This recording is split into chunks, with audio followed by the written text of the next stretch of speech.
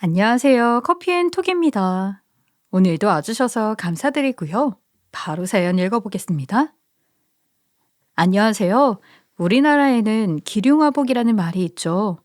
인간에게는 좋은 일과 나쁜 일, 그리고 재앙과 복이 언제나 공존하고 있다는 뜻이잖아요. 제가 이 나이 먹고 세상을 살아보니 기륭화복이라는 말처럼 사람 인생에는 언제나 행복만 가득할 수는 없는 것 같아요. 좋은 일이 있으면 나쁜 일도 함께 존재하는 법이더라고요. 하지만 그런 말도 있잖아요. 그저 살다 보면 사라지고 나쁜 일이 가면 다시 좋은 일도 찾아온다는 얘기 말이에요. 저도 한때는 살기가 싫을 정도로 정말 힘들었던 적이 있었는데 막상 이 또한 지나가리라 생각하면서 버티다 보니 지금까지 살게 되더라고요. 그리고 제 인생에는 절대 없을 거라고 확신한 행복도 비로소 찾을 수 있었죠. 그래서 오늘 여기서 그 이야기를 한번 해볼까 합니다. 저는 60대 중반의 여성이고 예쁜 딸 하나를 두고 있어요. 그리고 현재 시장에서 뜨개질을 한 물건들을 내다 팔고 있고 딸 부부가 주기적으로 보내주는 용돈을 받아 살고 있죠. 제 딸은 현재 30대 중반의 여성이고 5년 전에 같은 회사에서 근무하는 사위를 만나 결혼했어요. 저희 사위는 정말 착하고 싹싹할 뿐만 아니라 예의가 바른 사람이어서 제 마음에 쏙 들었죠. 무엇보다 성실해서 최소한 제 딸은 굶기며 살지 않겠구나 생각했던 것 같아요. 그래서 고민 없이 사위를 가족으로 맞이할 수 있었죠. 이제 와서 하는 말이지만 딸이 9살이 되던 해부터 저희는 2인 가족으로 살았어요.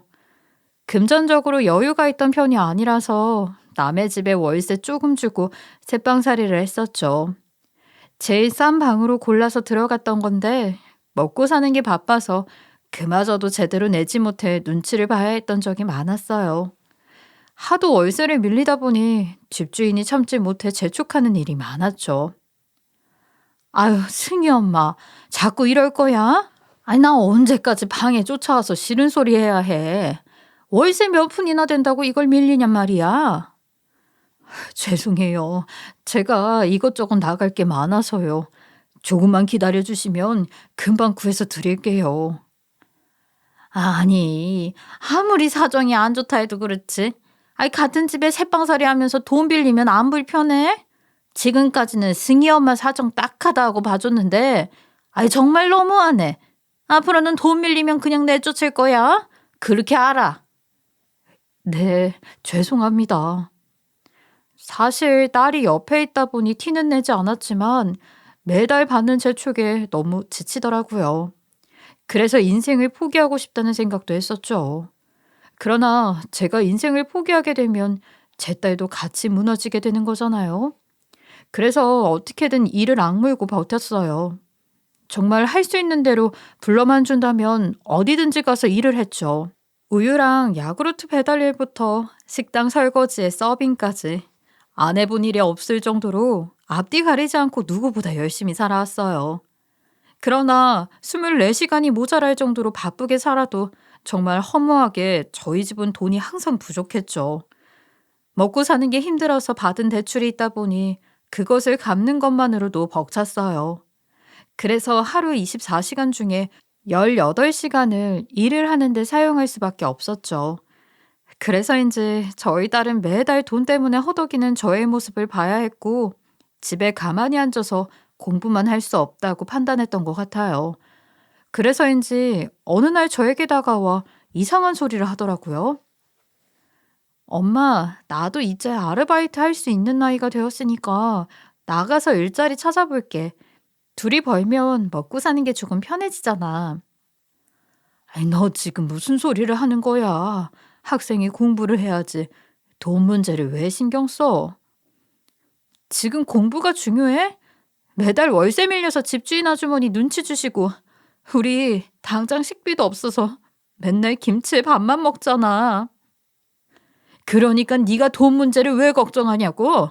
돈 문제는 엄마가 걱정하고 해결할 테니까 넌 앉아서 공부나 해. 남들처럼 과외도 못 받고 학원 하나 제대로 못 가는데 집에서 엉덩이 딱 붙이고 공부만 해야지. 지금 무슨 소리를 하는 거야? 공부는 해서 뭐해? 이렇게 공부해서 좋은 대학교 붙는다고 해도 학비는 어떻게 할 건데? 그것도 다 돈이야. 그냥 나는 형편에 맞게 일찍부터 일 시작한 게 맞아. 엄마가 뭐라고 해도 나는 아르바이트 할 거고 고등학교 졸업하면 무조건 취직부터 할 거야. 승희야, 너 진짜 엄마 속상하게 할래? 나는 너 아르바이트 하는 거 허락 못 해. 그러니까 말도 안 되는 소리 하지 말고 그냥 앉아서 공부나 해. 그날 저와 딸은 처음으로 크게 싸우게 되었죠. 딸은 집안 형편을 걱정하면서 무조건 돈부터 벌어야 한다고 우겼거든요. 그렇게 저는 딸과 한바탕 한 후 밖에 나와서 참고 있던 눈물을 터뜨렸어요. 한창 꿈을 펼쳐도 모자랄 나이에 돈 걱정이나 하고 있다니 너무 미안하더라고요. 그리고 형편이 좋지는 않지만 나름 딸에게 최선을 다하고 있다고 생각했는데 못해준 것들만 자꾸 생각이 났죠. 부모로서 힘든 삶을 안겨준 것만 같아서 죄책감이 들었어요. 그래서 그날 저는 아무도 없는 곳에 숨어서 한참 동안 꺼이꺼이 울다가 눈이 퉁퉁 부은 채로 집에 들어가게 되었죠. 그리고 딸을 붙잡고 아르바이트는 절대 안 된다며 못을 박았어요.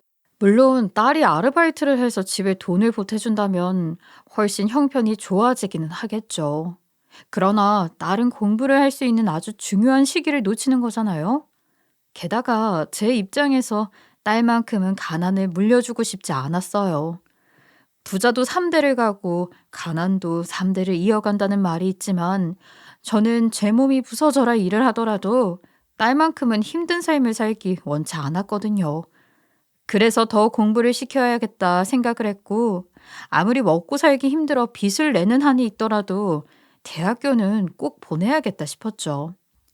그래서 저는 딸에게 돈을 벌어와도 절대 안 받겠다고, 그러니까 쓸데없는 생각하지 말라면서 일부러 강하게 이야기를 했어요. 결국 딸은 저의 말에 툴툴대면서 공부를 하게 되었고 무사히 서울권 대학교에 입학을 할 수 있게 되었죠.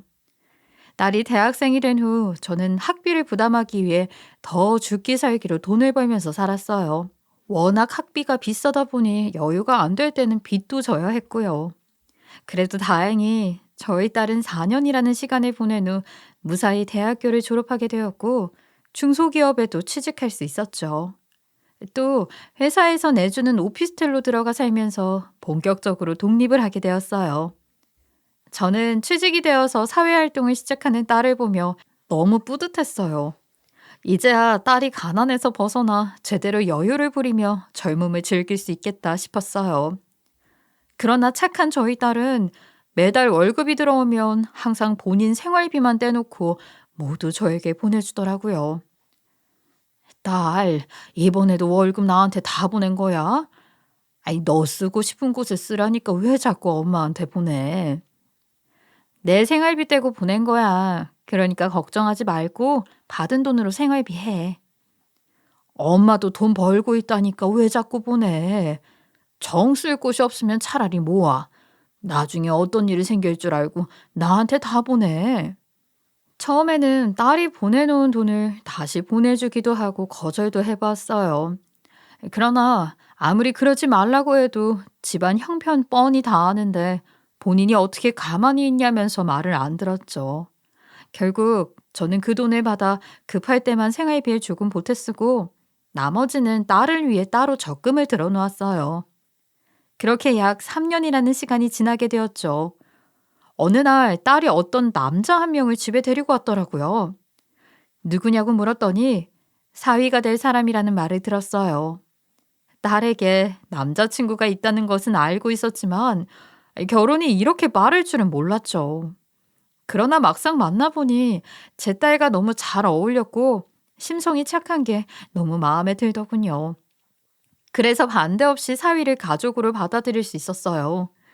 그렇게 두 사람은 많은 사람들의 축복 속에서 식을 올리게 되었고 회사 근처에 신혼집을 얻어 살게 되었죠.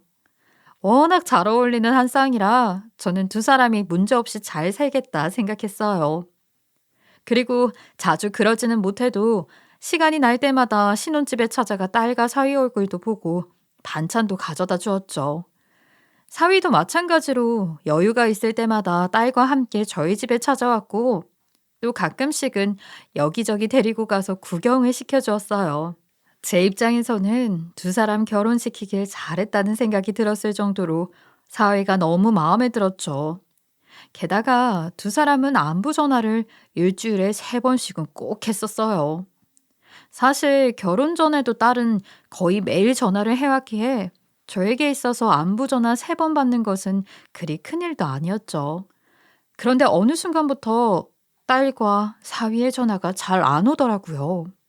점점 전화를 하는 횟수가 줄더니 어느 날은 아예 전화를 안 받기도 했어요. 그래서 저는 혹시 딸에게 무슨 일이 있는 건가 싶었죠. 한 번은 며칠 내내 전화 연결이 한 통도 안 되니까 일이 손에 안 잡힐 정도로 걱정이 되더라고요. 평소에도 엄마 전화라면 단번에 받을 애인데 아예 연결조차 안 되니 답답했어요. 결국 사위에게 전화를 하게 되었어요. 예, 장모님, 윤서방입니다. 그래, 윤서방. 혹시 우리 승희 어디 외국이라도 나갔어? 왜 이렇게 전화 연결이 안 돼? 혹시 집에 무슨 일 있는 거야? 아, 저희가 일이 있을 게 뭐가 있어요. 그냥 요즘 회사 일이 바빠서 전화를 못 받는 것 같아요. 제가 시간 날 때 연락 드리라고 할게요. 그래? 그 전화 한 통 못 할 정도로 그렇게 바빠? 예, 요즘 회사에서 새 프로젝트를 하는 게 있다 보니까 눈코 뜰 새 없이 바쁘네요. 아마 승희도 그래서 전화를 못 드린 걸 거예요. 너무 걱정하지 마세요. 그래, 알겠네. 윤서방도 몸 잘 챙기면서 일해. 별일 없다는 사위의 말에 일단 저는 알겠다고 한 후 전화를 끊었죠. 그러나 아무리 생각해도 느낌이 쎄한 거예요. 며칠 새 꿈자리가 사납기도 하고 제가 워낙 촉이 좋은 사람이라서 그런지 사위 말만 듣고 그냥 가만히 앉아 있을 수가 없었어요. 아무리 회사 일이 바쁘다고는 하지만 부재중에 그렇게 찍혀 있는데 전화 한 통 안 오는 건 이상하잖아요. 이건 분명히 무슨 일이 있구나 하는 확신이 있었죠. 그래서 저는 무작정 버스표를 끊어 딸 집으로 찾아가게 되었어요. 그렇게 딸 집에 찾아가 보니 저녁 10시가 넘는 시간이었죠. 많이 늦기는 했지만 저는 오히려 퇴근 시간이 한참 지났으니 딸 얼굴이라도 보고 갈 수 있겠다 싶어서 초인종을 눌렀어요. 그랬더니 사위가 문을 열고 밖으로 나오더라고요.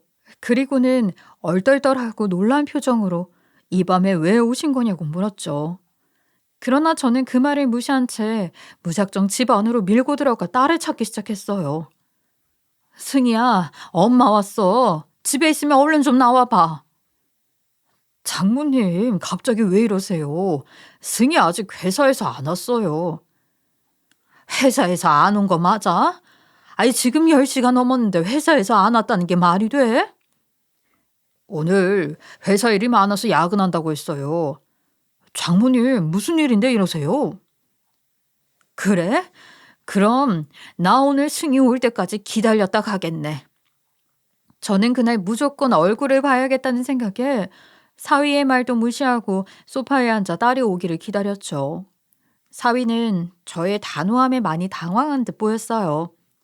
혹시 전화가 오지 않아 그러는 거냐면서 본인이 딸에게 전화하라고 얘기해 놓을 테니까 그만 가시라고 하는 거예요. 그러나 저는 꿈쩍도 하지 않고 딸이 올 때까지 집에서 기다리겠다며 고집을 부렸죠. 그러자 사위가 한숨을 깊게 쉬더니 조심스레 이야기를 시작하더라고요. 장모님, 사실 승희 집에 없어요. 오늘 안 와요. 그게 무슨 소리야? 승희가 집에 없다니. 자네 혹시 내 딸한테 무슨 짓이라도 한 거야? 저는 사위의 말에 눈이 돌아가 곧장 멱살을 잡았고 당장 눈앞에 딸을 데리고 오라면서 소리를 고래고래 질렀어요. 누가 봐도 사위가 무슨 짓이라도 한 것 같은 상황이잖아요. 자꾸 딸이 야근한다는 말도 안 되는 핑계를 대고 제가 돌아갈 기미가 안 보이니까 그제서야 집에 없다고 털어놓는 게 수상했죠.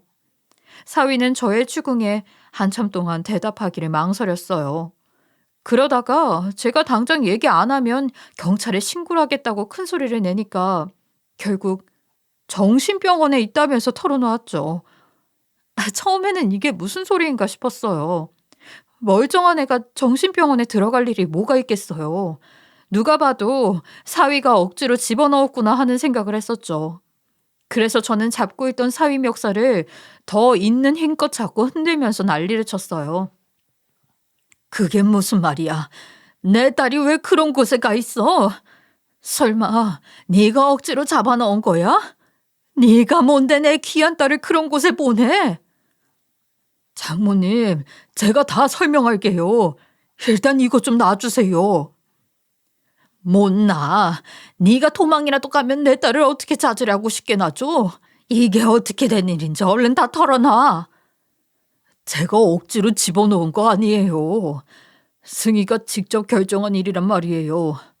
본인이 병원을 알아보더니 저한테 좀 보내달라고 했어요. 저는 사위의 말에 놀라서 멱살을 잡고 있던 손을 스르륵 놓았죠. 사실 사위의 말을 100% 신뢰하고 믿을 수 없었어요. 그래서 저는 일단 딸과 만나보고 얘기를 나눠봐야겠다 싶어서 당장 병원 이름을 이야기하라고 했죠. 그러나 사위는 어느 병원에 있는지 이야기를 하지 않는 거예요. 어차피 가도 못 만난다고. 딸이 괜찮아지면 데리고 가줄 테니 일단 기다려달라고 했어요. 그러나 저는 더더욱 사위의 말만 믿고 가만히 있을 수가 없었어요. 아니, 어떤 엄마가 자식이 정신병원에 갇혀 있다는데 가만히 있을 수 있겠어요. 당연히 저는 딸이 안전한지 두 눈으로 봐야겠다는 생각에 당장 병원 이름 말 못하냐고 난리를 쳤죠. 그러나 사위는 꿀먹은 벙어리처럼 꿈쩍도 하지 않더라고요. 장모님, 병원에서 승희 경과가 좋아질 때까지 당분간 면회 안 된다고 했어요. 의사가 직접 한 말이니까 보호자는 그대로 따라야 해요. 내 귀로 들은 거 아니니까 나는 그 말 못 믿어. 그러니까 당장 병원 이름 얘기해. 장모님, 승희 치료를 위해서는 저희가 참고 기다리는 수밖에 없어요. 제발 조금만 기다려주세요. 나도 모르는 사이에 내 딸이 정신병원에 입원했다는데 어떻게 그냥 기다리고 있을 수 있겠나? 나는 오늘 꼭 승희 만나고 가야겠으니까 빨리 병원 이름이나 얘기해. 장모님, 제가 면회 날짜 나오면 같이 가자고 말씀드릴 테니까 오늘은 이만 돌아가 주세요. 어차피 여기 계셔도 승희 얼굴 못 봐요. 사위는 끝까지 딸의 치료를 위해서 우리는 기다리고 있어야 한다는 말만 반복했어요. 병원 이름조차 이야기하지 않는 사위의 모습에 너무 화가 나더라고요. 그러나 제가 무슨 짓을 해도 사위는 입을 열 것 같지 않았죠. 그런데 아무리 생각해봐도 제 딸이 대체 왜 정신병원에 가야 했는지 이유를 모르겠더군요. 그래서 진정을 하고 사위에게 왜 정신병원에 보낸 거냐고 따지듯이 물었죠. 그랬더니 사위는 굉장히 곤란해하면서 얘기를 안 해주는 거예요. 그냥 나중에 딸에게 가서 직접 들으라는 말만 했어요. 아무것도 얘기할 생각을 하지 않으니 정말 답답해 미칠 노릇이었죠. 그래서 저는 오늘 무조건 이유를 들어야겠다고, 그러니까 제 딸이 있는 병원 이름을 이야기하라면서 우기기 시작했어요. 당장 딸 얼굴 못 보면 제 명예 못 살 것 같다면서요. 그랬더니 결국 사위는 땅이 꺼져라 한숨을 쉬더니 일단 오늘은 늦었으니 여기서 주무시고 내일 아침이 되면 딸이 있는 곳으로 데려가 준다고 하였어요. 그렇게 저는 다음날 아침 일찍 사위와 함께 정신병원에 갔고 간호사님의 안내에 따라 딸이 있는 곳으로 들어가게 되었어요. 사실 전날 밤에 한숨도 못 잤어요.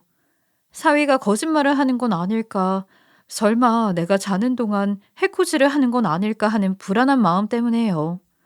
그런데 정말로 정신병원에 데려가는 걸 보고 사위가 진실만을 말한 거구나 싶더군요.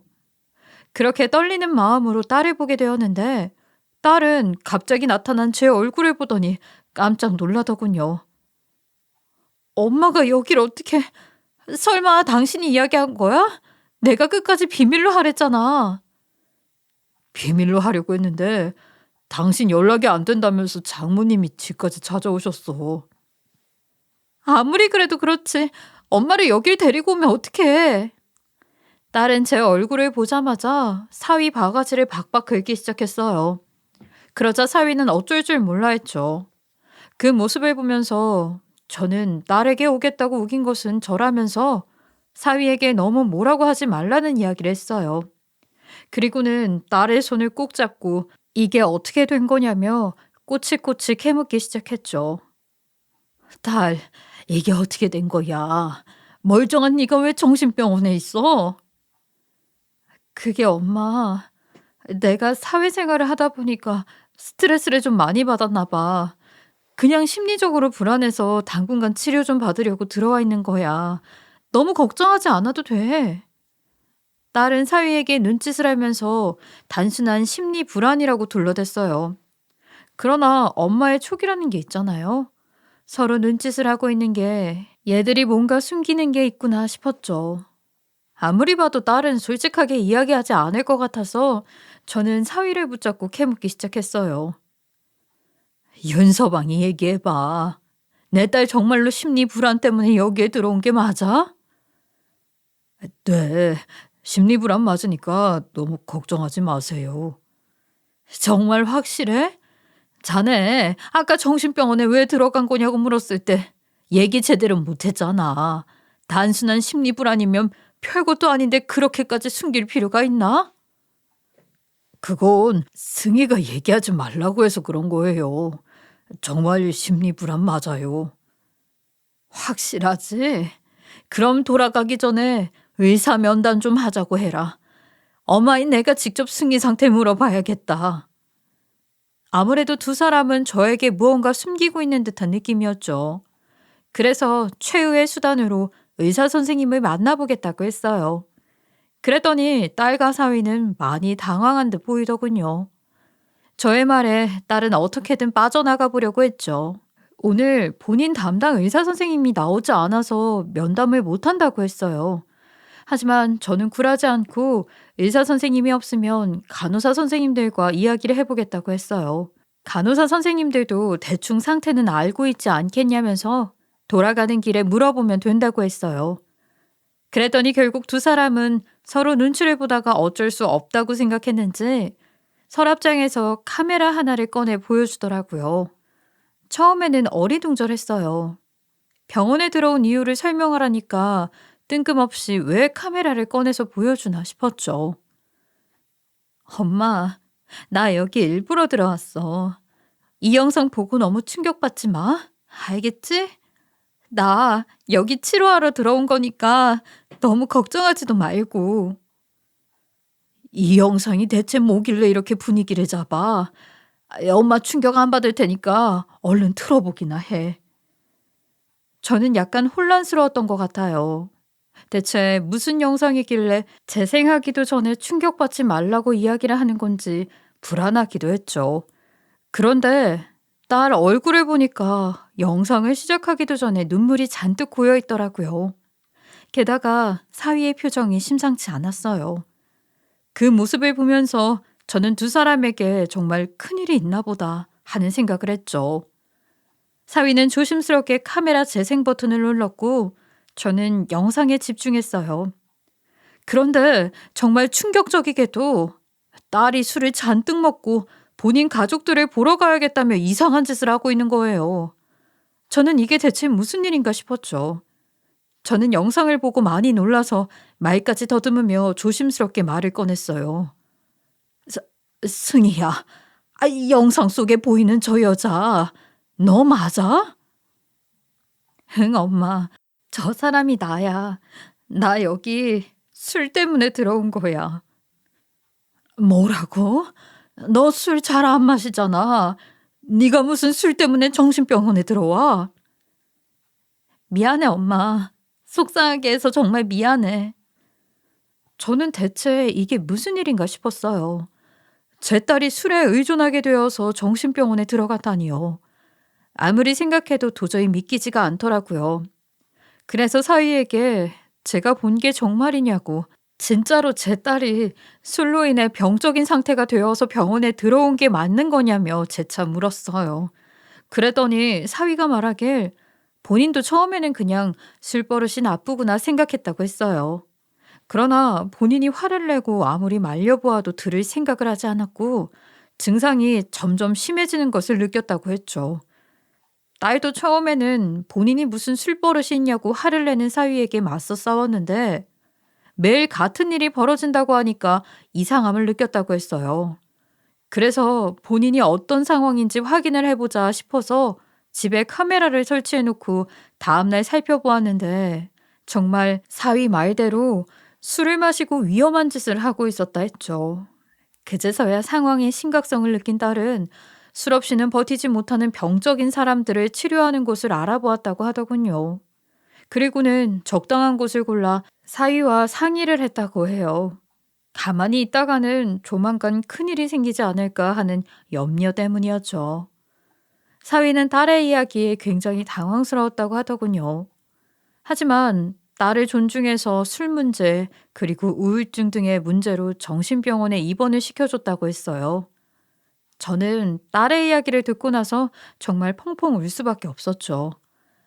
딸이 이렇게 된 이유가 어릴 적에 받은 상처 때문이었거든요. 승희야, 미안하다. 네가 그렇게 마음이 아픈 줄도 모르고 이 엄마가 되어서 미리 알아챘어야 했는데. 아니야. 엄마가 왜 미안해. 의사 선생님도 치료 의지가 있으니까 금방 나을 수 있대. 그러니까 너무 걱정하지 마.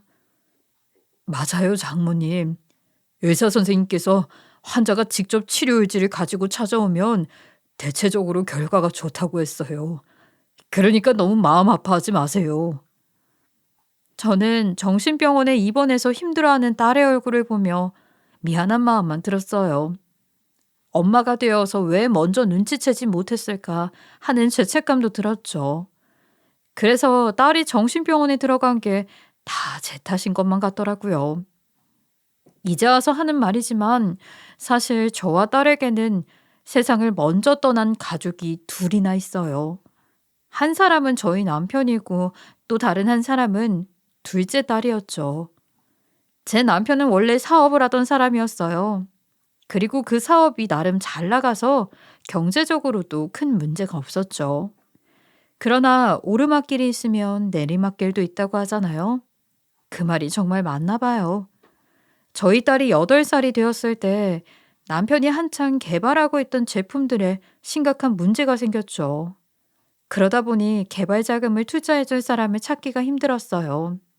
결국 사면 초과에 빠진 남편은 빚을 져서 사업을 이어나가 보고자 했는데 안타깝게도 출시한 제품들이 모두 반품이 되면서 무너지게 되었죠. 그래서인지 빚쟁이들이 매일같이 집에 쫓아왔어요. 당연히 집은 비워줘야 했고 도망치듯 나온 저희 식구들은 불안에 떨며 곰팡이 가득한 반지하에서 살아야 했어요. 남편은 사업이 망한 후 본인 때문에 식구들이 고생을 한다며 많이 힘들어했어요. 물론 저도 힘들기는 했지만 누구보다 힘들 사람은 남편인 것 같아서 다 괜찮다고 금방 지나갈 거라고 달래주었죠. 그러나 남편은 삶의 의지를 잃었던 것 같아요. 자꾸 부정적인 이야기만 꺼냈어요. 여보, 나 이제 빚만 한가득인데 다시 일어서는 건 힘들겠지? 왜 그런 생각을 해? 당신 아직 젊고 망해도 충분히 다시 일어설 수 있으니까 걱정하지 마. 아니야. 지금 식구들 먹여 살리지도 못하는데 내가 어떻게 일어설 수 있겠어? 자꾸 그런 소리 하지 마. 좋은 이야기를 해야 복도 찾아오는 거야. 저는 모든 것을 다 내려놓은 듯한 남편의 이야기에 괜히 짠하고 마음이 아팠어요. 그래서 남편 옆에 붙어서 위로도 해주고 제가 더 열심히 하면 된다고 의지를 불태우기도 했죠. 그러나 상황은 점점 더 악화가 되었고 힘들어하던 남편은 결국 편지 한 장만 남겨놓고 스스로 세상에 등져버렸어요. 그렇게 저는 남편을 허무하게 보낼 수밖에 없었죠. 그러나 악재는 겹친다는 말이 있잖아요. 남편을 좋은 곳으로 보내주고 난 후 저는 아이들과 먹고 살기 위해 식당에 나가 일을 할 수밖에 없었죠. 아이들을 봐줄 수 있는 사람이 주변에 있었다면 참 좋았겠지만 연고 하나 없는 동네에 살다 보니 현실적으로는 불가능했어요. 게다가 아는 사람에게 전화를 해서 잠시라도 아이들을 맡아달라며 도움을 요청해 보려고 해도 남편이 그렇게 되고 나니까 가까웠던 사람들이 하나둘씩 연락을 끊더라고요. 결국 저는 어쩔 수 없이 매일 아침 첫째 딸에게 둘째 딸을 맡긴 후 일을 나갈 수밖에 없었어요. 물론 어린아이들이라 걱정은 되었지만 먹고 살기 위해서는 어쩔 수 없는 선택이었어요.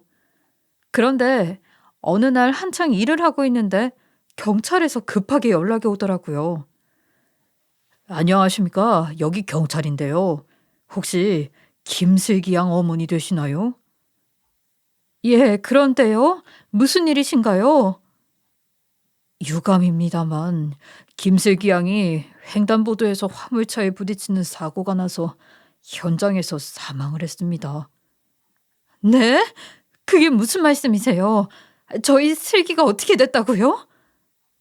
많이 힘드시겠지만 병원에 오셔서 신원 확인을 좀 해주셔야 할 것 같습니다. 지금 바로 병원으로 오시면 될 것 같아요. 저는 그 전화를 받고 정신없이 병원으로 달려갔어요. 제발 경찰이 잘못 알고 있기를 바랐는데 도착해보니 하늘이 무심하게도 저희 둘째 딸은 이미 세상을 떠난 후였죠. 이게 어떻게 된 거냐고 물었더니 둘째 딸이 첫째 딸과 함께 놀이터에서 놀고 집으로 들어가다가 손을 놓치게 되었고 교통사고가 났다고 하더라고요. 그런데 하필 그때 화물차랑 부딪히게 되면서 너무 멀리 날아가는 바람에 손도 써보지 못하고 세상을 떠나게 된 것이었어요. 저는 이런 일이 생겨난 게 전부 제 탓인 것만 같았어요. 제가 부모 노릇을 잘 못해서 둘째 딸까지 잃게 된 것만 같은 죄책감이 들었죠. 아마도 그때 저희 첫째 딸이 마음을 많이 다치게 된 것 같더라고요. 사실 그러면 안 된다는 것을 알고 있었지만 당시 제가 너무 힘들어서 첫째 딸 원망을 좀 했거든요.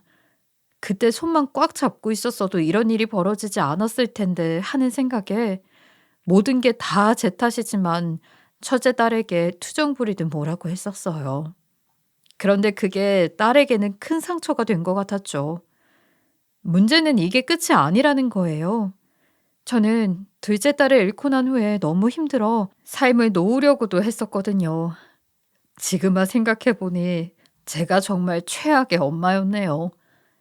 그 당시엔 연속으로 안 좋은 일들이 생겨나게 되니까 저도 모르게 점점 지치게 되고 삶을 포기하게 되더라고요. 그래서 하면 안 되는 생각들을 참 많이 했었죠. 그런데 어느 날 나쁜 생각을 할 때쯤 첫째 딸이 다가와 저를 말리기 시작했어요. 울며불며 엄마 왜 그러냐고 소리를 빽 지르는데 그때서야 저는 생각을 고쳐먹게 되었죠. 그 순간에 저 어린 것을 놓고 어떻게 가나 싶었거든요. 그래서 딸이 성인이 되고 제 밥벌이를 할 때까지만 잘 살아보자 하면서 마음을 다 잡았던 거예요. 그렇게 하루 버티고 이틀 버티다 보니 60이 넘도록 살게 되었던 것이었죠. 그러나 저는 딸이 이 모든 것들을 다 기억하고 있었는지 전혀 모르고 있었어요. 그동안 티를 내지 않기도 했었고 워낙 어렸을 때 일어난 일이라 당연히 잊고 살지 않았을까 생각했거든요. 그런데 딸은 그 모든 것들을 기억하고 있었던 것이었어요. 게다가 제가 속상한 마음에 투정 부리듯 내뱉은 말이 화근이 되었던 거예요. 제 딸은 본인이 손을 놓쳐 동생이 세상을 떠났다는 죄책감을 평생 안고 살았던 것이었죠.